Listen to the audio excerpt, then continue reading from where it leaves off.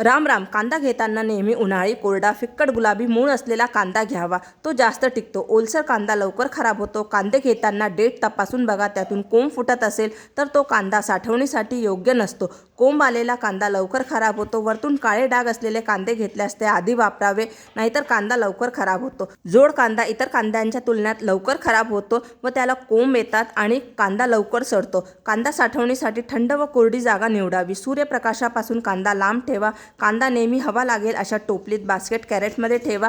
कांदा जमिनीवर ठेवताना खाली पेपर, त्यावर कॉटनचे कापड ठेवावे व त्यावरती कांदे ठेवावे. नमीमुळे कांद्यांना लवकर कोंब फुटतात. अशा प्रकारे ठेवल्यास पेपर जास्तीची नमी शोषून घेतो आणि कांदा दीर्घकाळ चांगला राहतो. चुकूनही कांदा प्लास्टिकच्या पिशवीमध्ये स्टोअर करू नका.